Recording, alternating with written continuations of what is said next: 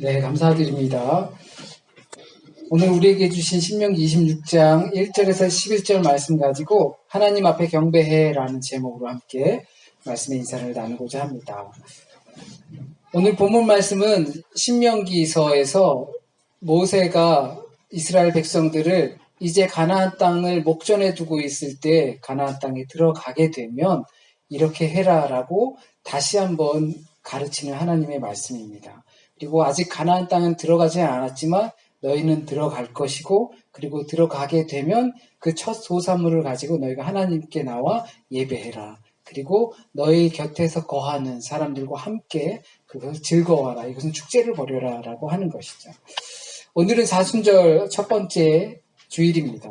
지난 수요일을 기점으로 제 수요일, 아셰미트복이라고 해서 제 수요일을 기점으로 부활절이 오기 직전에 주일을 뺀 40일을 사순절이라고 합니다. 우리가 잘 알다시피 이 기간에는 금욕도 하고 금식도 하고 절식도 하고 또는 절제된 시간을 통하여서 단절의 시간을 통하여서 예수 그리스도의 십자가의 달리심과 보혈의 피로 우리를 구원하시는 하나님을 조용히 침묵 가운데 묵상하며 깨닫는 시간입니다. 그래서 지난주 변화주일에 이 기간을 변화의 도구로 삼으셨으면 좋겠다라는 말씀을 드렸습니다. 이유는 우리가 완전하지 않기 때문입니다. 우리가 완전하지 않기 때문에 우리에게 주어진 변화의 기회다라고 삼아야 할 것입니다. 하나님은 우리를 완전한 상태로 완제품으로 이 세상에 던져놓으시지 않으셨습니다. 끊임없는 과정을 통해 완전을 향해 나아가도록 우리에게 기회를 주셨습니다. 그런데 사순절 첫 주 오늘 본문 말씀은 가나안 땅에 들어간 이스라엘이 그곳에서 첫 소산물을 걷게 되고 그것을 하나님께 드리는 과정을 설명하고 있습니다. 첫 소산물, 첫 열매 또는 만물이라고 표현되어 있죠. 그리고 참회와 고난의 시간의 시작, 이 둘이 과연 어떤 관계가 있을까 생각하지 않을 수 없습니다. 마치 완전으로 향해 가는 과정의 결과를 기다리는 모습처럼 보입니다. 이스라엘 백성들은 어떠한 첫 열매를 하나님께 드리는데 그것이 어쩌면 그 광야라는 40년을 꾸준히 가다가 거기에서 결국 얻게 된 열매, 그것을 가지고 하나님께 예배하고 또 우리 이웃들과 함께 기뻐 축제하는 모습, 그것이 아닐까 생각해 봅니다. 성경에서 이 40이라는 숫자는 매우 의미 있는 숫자입니다. 이 40이라는 숫자를 오늘 성경에 나오는 모세를 기점으로 보기만 해도 모세의 40세, 그리고 80세, 그리고 120세 이렇게 구분됩니다. 그리고 400년이라는 이집트 포로 기간, 40년이라는 광야 생활, 40일의 금식. 이 40이라는 숫자는 새로운 회기를 뜻합니다. 새로운 세대를 뜻합니다. 새로운 시작을 의미합니다. 새로운 인생을 의미합니다. 우리에게 사순절이라는 의미도 이와 같은 시기가 되어야 할 겁니다. 40일의 침묵과 참회의 시간을 통해 우리는 새로운 존재의 양식으로 거듭나는 겁니다. 새로운 시각을 갖게 되는 것이고 새로운 나의 모습으로 변화되는 겁니다. 그렇다면 그 중에 우리에게 필요한 게 무엇이 있을까요? 지금보다 다른 이 40일의 기간을 지난 다음에 나는 어떤 모습으로 조금 더 성장해 있을 것이고 어떤 모습으로 변화되길 원하는가? 우린 완제품이 아니기 때문에 변화되기를 두려워하지 말라 했습니다. 그렇다면 우리에게 필요한 것은 혹시 내 평소의 삶에 불평불만이 많지는 않은가? 그렇다면 이 기간이 지나고 새로운 회기가 되었을 때 감사로 바뀌시길 소원합니다. 걱정이 많으십니까? 그렇다면 더 많은 확신 가운데 인생을 갈 수 있는 시기가 되길 소원합니다. 두려움이 있으십니까? 그렇다면 보다 이 광야의 시간 40일의 침묵과 참회의 시간을 거친 후에 용감해지는 시기가 되길 바랍니다. 어쩌면 이것이 금식을 하고 금욕을 하고 하는 것보다 더 실질적인 것일 수 있습니다. 요즘은 금식들 40일 금식을 안 하니까 옛날에는 정말 전식을 금식하셨다고 하고 그러다 보니까 저희 어렸을 땐 적어도 한 끼 정도는 금식해라 아니면 한 끼만 먹어라 이렇게 하셨어요. 그러다가 적어도 고난주간 한 주간은 금식을 해라. 그것도 안 되니까 이제 뭐 고난주간 한 끼 정도는 금식해라. 아니면 성금요일만큼은 금식해라. 막 이렇게 하셨어요. 그게 그만큼 어려운 과제죠. 그런데 그렇게 금식하고 육체적인 고통을 주는 그 과정이 과연 그 지난 후에 나에게 어떤 것을 줄 것인가도 생각을 해보아야 할 겁니다. 그것보다 우리에게 더 실질적인 이 필요한 새로운 존재 양식으로 새로운 사람으로 태어나길 바라는 것은 두려움이 변하여 용기가 되고 걱정이 변하여 확신으로 되고 그리고 불평불만이 변하여 감사로 될 수 있는 시간으로 삼으면 우리에게 좋은 첫 시작이 첫 삶이 될 거라 생각합니다. 오늘 본문 속에서 이스라엘은 가나안 땅에 들어갑니다. 들어가진 않았지만 아직 광야에 있지만 아직 목전에 있지만 약속의 땅에 들어가는 것을 전제로 하고 설명하고 있습니다. 그러나 그 약속의 성취를 목전에 두고 있고 아이러니하게도 그 약속을 받아들이게 되는 사람, 그 사람들은 이집트에서 하나님 저희 좀 살려주세요. 힘들어 죽겠습니다. 이러다 다 죽겠어요. 라고 했던 사람들이 아닙니다. 그렇게 부르짖었던 사람이 아니라 그들은 광야에서 대부분 생을 마감하였습니다. 물론 그들의 죄의 덕분입니다. 대부분 후손들이 그 약속의 땅에 들어가게 됩니다.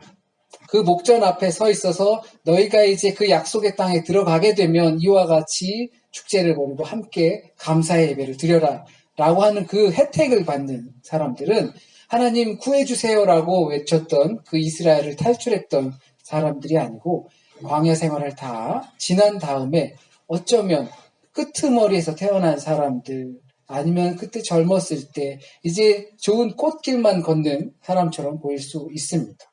출애굽하여서 당장 젖과 꿀이 흐르는 그 땅에 들어갈 것 같았는데 기름진 땅에 가나안으로 들어갈 줄 알았지만 가나안 입성은 그 후대에게 넘겨지고 말았습니다.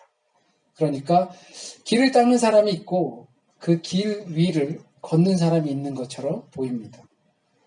그러나 그 길을 닦는 사람과 그 길 위를 걷는 사람이 전혀 별개로 보이지는 않습니다. 우리가 지금은 스스로 누군가를 위해 또는 나를 위해 길을 닦고 있다라고 충분히 생각할 수 있지만 지금 현재 우리가 걷고 있는 길은 누군가가 닦아놓은 길을 걷고 있는 것이기 때문입니다. 두려움을 극복하고 야훼 하나님이 나의 참 하나님이라고 믿고 출애굽을 했던 선조들 덕분에 그들이 가나안에 들어갈 수 있는 길 위에 선게 된 것입니다. 어쩌면 우리 공동체가 한마음으로 꿈꾸고 또 그리고 노력하는 것이 있을 것입니다. 만약에 그것이 있다면 저 개인적으로도 또는 교회적으로도 그런 것들을 성취하지 못하고 다음 세대에게 그 길을 잘 닦아서 그들이 걷게 해줄 확률이 높습니다. 그렇다면 우리는 그 다음 세대를 위해서 내가 그 덕을 좀 봐야지 하는 것이 아니라 다음 세대를 위해서 광야의 40년 길을 우린 잘 닦아 놓아야 하는 것입니다. 또한 사순절 절기를 기점으로 볼 때 우리의 참회와 침묵의 시간을 통해서 덕을 보는 것이 내가 아닐 수도 있습니다. 참회하고 침묵하며 그리스도의 십자가를 묵상하면서 얻어지는 것이 그 고난을 통해서 내게 얻어지는 것이 아니라 다른 누군가를 위해서 얻어질 수 있습니다. 조금 더 사랑하기 원합니다. 조금 더 분노하지 않고 조금 더 이해할 수 있는 마음을 갖기 원합니다. 사순절 기간 동안 그것을 갖기 위해서 무진히 노력했을 때 그 혜택을 보는 게 누굴까요? 저는 아니잖아요. 더 사랑하기 원합니다라는 마음에 내 존재로 변하기 원합니다라고 했을 때 남을 사랑하는 거지 나를 막 이렇게 아끼고 사랑하기 원합니다. 그것도 필요하지만 그렇게 되는 게 아닐 확률이 높다라는 겁니다. 사순절 기간 동안 우리가 참회하고 침묵하고 고난을 예수 그리스도의 십자가에 동참했을 때 얻어지는 결과는 내가 아닌 다른 누군가에게 주기 위한 것이라는 겁니다. 그렇게 이스라엘 백성들은 새로운 시대에 새로운 회기, 새로운 사람으로 만났습니다. 새로운 하나님을 만났습니다. 광야의 하나님을 넘어 새 땅의 하나님, 십자가의 예수님을 넘어 부활의 예수님을 만나게 되었습니다. 우리가 침묵하고 어려운 시간을 극복해 넘는 이유가 무엇이겠습니까? 나를 비우겠지만 채우기 위해서입니다. 침묵하지만 말하기 위해서입니다. 고통스럽고 아프지만 기쁘고 감사하기 때문입니다. 아브라함이 고향 땅을 떠나면서 야곱이 이집트로 이주하고 다시 이집트를 나오면서까지 그들 가운데 고단한 삶은 한 번도 끊이지 않았습니다. 그 고단한 삶을 이겨낸 사람들은 드디어 약속의 땅 앞에 있습니다. 물론 그 많은 사람들은 광야에서 사라졌지만 그 후손들이 그 앞에 서 있습니다. 단순히 장소만 그런 것이 아닙니다. 그렇기 때문에 그 땅을 소유하게 되면 첫 번째 소산물을 하나님께 드리고 하나님의 약속이 성취되었다는 것을 하나님께 그 첫 소산물을 얻게 되었다는 것을 감사하며 지금까지 역사하신 하나님을 경배하고 예배하라는 것입니다. 첫 열매를 드린다는 것은 그렇게 하나님을 경배한다는 것입니다. 그 과정을 거치고 나에게 이러한 결과를 주셨다라는 것. 또는 그 결과가 내가 아니라 내 후손에게 주었다라는 것. 그것을 하나님께 감사드리는 겁니다. 마치 영국의 신자들이, 청교도들이 아메리카 땅에 첫 발을 탁 내딛고 황무지 같은 땅에서 아무것도 얻지 못하고 있을 때 그때 수확을 하게 된 것을 감사하는 추수감사절처럼 그렇게 보일 수도 있습니다. 또는 우리가 열심히 공부하고 또는 졸업해서 취직해서 첫 월급을 받아서 그 월급 가지고 우리 부모님, 지금까지 나를 있게 하시고 도와주셨던 그 부모님, 내가 꽃길을 걷게 하신 그 부모님께 내복 선물하고 그런다죠. 그렇게 하는 것처럼 바로 그런 마음이 내재되어 있는 이스라엘 백성들의 마음이고 예배이고 첫 소산물입니다. 거기에는 분명 생존과 운명이 하나님의 손에 달려있다고 생각하기 때문에 가능한 것입니다.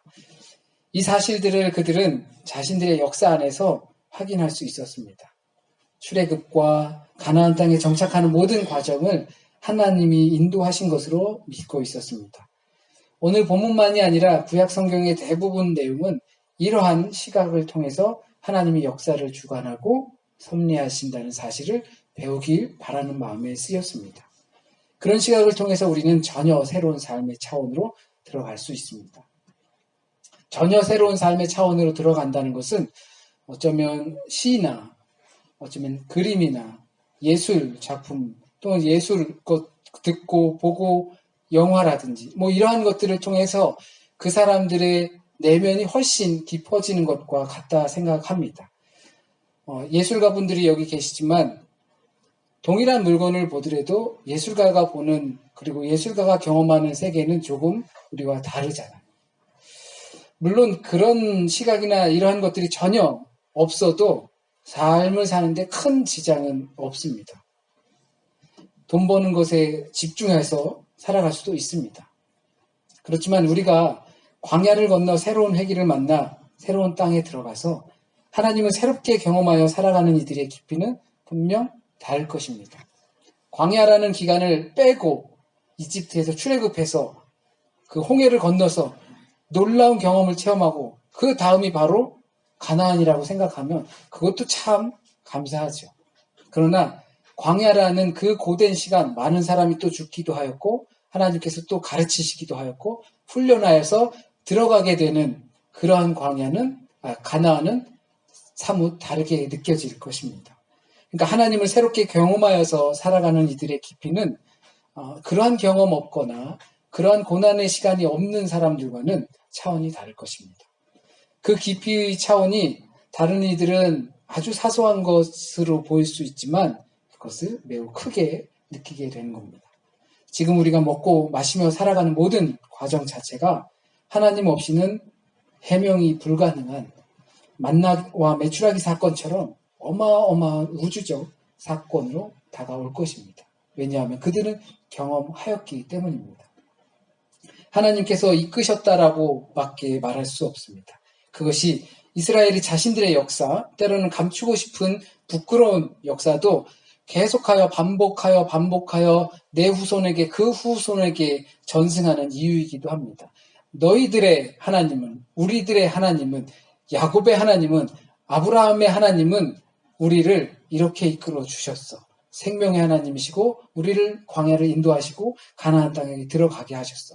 그 과정에는 비록 하나님을 믿는 신심이 떨어져서 많은 사람들이 죽고 벌받고 심판이 있었지만 그 하나님은 결국엔 우리에게 약속을 성취하여 주셨어 라고 그것을 되풀이하는 이유가 바로 그 안에 있습니다. 그러나 하나님의 역사를 통과하고 그 결과물을 하나님께 드린다는 것은 말로는 쉬울지 모르겠습니다. 비록 우리의 삶이 진짜로 광야의 시간을 보내는 것은 아니고 만나와 메추라기 같은 것에 의존하면서 보내는 우리의 삶은 아니라 하더라도 나름 우리의 삶은 치열합니다. 때로는 드릴 열매조차 없을 것 같고 때론 드리기가 아깝게 느껴질 때도 있습니다.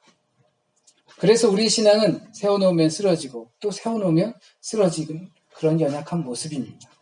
이런 우리의 모습이 제자리에서 넘어지고 서기를 반복하는 것이 아니라 조금이라도 앞으로 전진할 수 있게 하는 것이 예배라고 생각합니다. 하나님의 역사의 결과를 통과하면서 살아간다는 것은 그것을 받아들이면서 산다는 것은 결코 우리의 삶이 녹록지 않기 때문에 쉽지가 않습니다. 그러나 그것을 받아들이는 것은 예배를 통해서 그것을 받아들였으면 한 것입니다. 그래서 제자리에서 자꾸 넘어지고 쓰러지고를 반복하는 것이 아니라 넘어져가며 쓰러져가며 한 발짝 한 발짝 전진해 나갈 수 있게 하는 것이 예배라는 생각을 하게 됩니다. 예배를 드리러 오는 우리 각자의 마음이 어떨지 모르겠지만 쉽게 잡히지 않는 하나님을 향한 고백, 쉽게 실현되지 않는 내 삶의 신앙, 이런 것들을 우린 예배를 통해 자리 잡아갈 수 있을 것이라 생각합니다. 우리의 자리를 상기시키는 것은 물론이고 우리의 일상과 단절을 통해 은혜로 연결하는 행위이기 때문입니다. 물론 주일에 한 번 드리는 이 예배의 절차만이 하나님과 연결시켜주는 것은 아닙니다. 예배를 드리는 것이 아니라 예배를 하는 삶이 목적이기 때문입니다. 우리가 적어도 일주일에 한 번, 한 시간, 우리의 일상적 삶과 단절을 시도하는 것입니다. 예배라는 것은 정말 우리의 일상의 삶으로 예배를 드리는 것이 물론 중요하지요.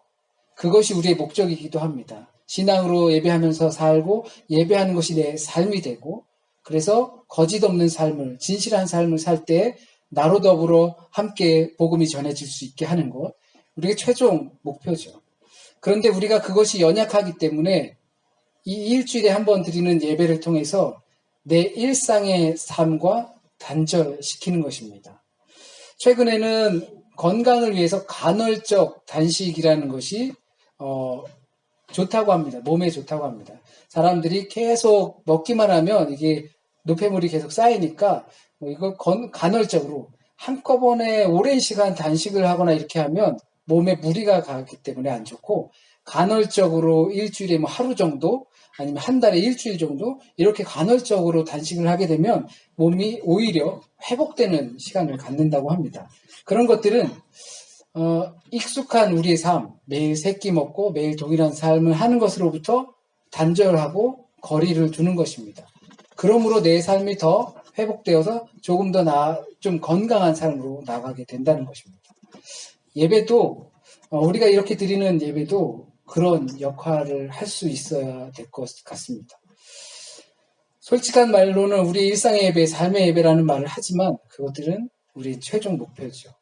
최종엔 그렇게 살길 바라는 것이지만 우리가 평소에 그렇게 그 삶을 이루어가면서 살기란 매우 벅찹니다. 그렇기 때문에 우리의 공예배는 그런 훈련입니다. 그래서 우리의 삶들과 단절시키는 연습을 하는 겁니다. 그러므로 그 단절이 하루가 되기도 하고 1시간이 되기도 하고 이틀이 되기도 하고 3일이 되기도 하고 그렇게 우리의 단절된 삶이 더욱더 새해서 속에서 성으로 넘어가게 되는 것입니다. 그러므로 참 신뢰되는 말일진 모르지만 사순절 기간 동안 고단한 삶이 되길 기대해 봅니다. 안 그래도 인생은 고단한 것인데 그래도 하나님께서 그 고단한 삶 가운데서 우리를 만드시길 원하시고 계십니다.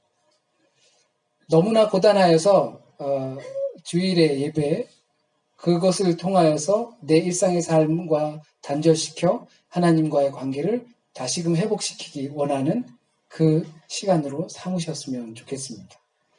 변화하여 첫 소산물을 드려야 하는 그 고단한 삶이 되길 바랍니다.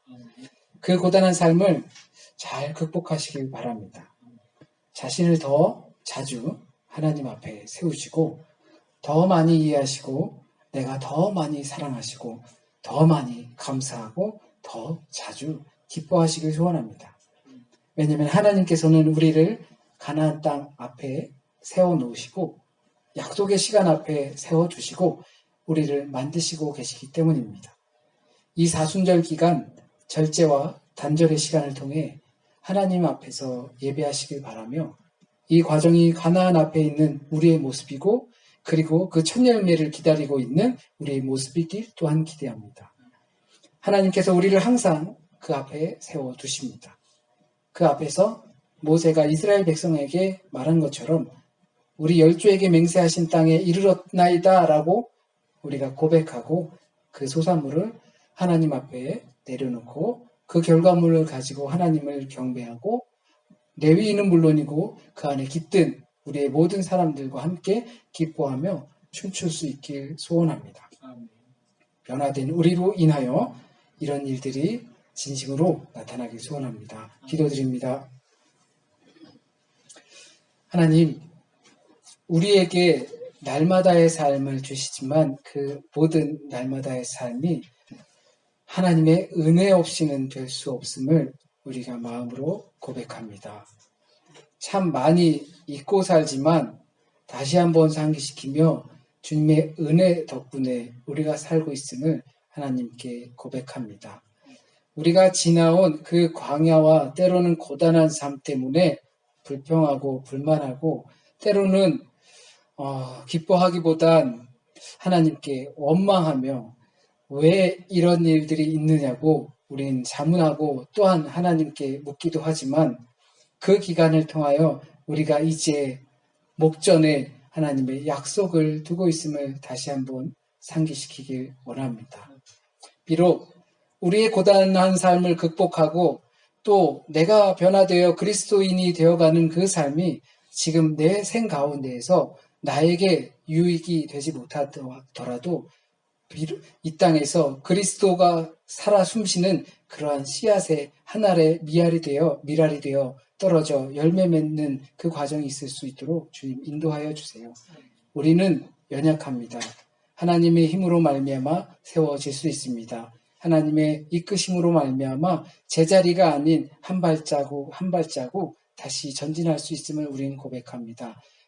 이 사순절 기간 새롭게 변화되어서 더욱더 감사하며 더욱더 사랑하며 더욱더 많은 것에 기뻐하는 시간이 될 수 있도록 주님 인도하여 주세요. 주께서 오늘 우리에게 이 시간 전하시고자 하셨던 그 말씀만 우리의 마음 깊이 남게 하여 주셔서 우리의 삶에 뿌리 내리게 하여 주시고 귀한 열매로 덕을 끼칠 수 있도록 주님 인도하여 주세요. 한 주간의 삶도 주님께 맡깁니다. 우리 앞에 많은 삶과 과제들이 있을 줄 압니다. 그것 가운데서 두려워하지 않고 걱정하지 않고 주와 동행하였을 때 차근차근 해결해 나갈 수 있을 줄을 믿습니다. 모든 말씀 우리 주님 예수 그리스도의 이름으로 기도드립니다. 아멘.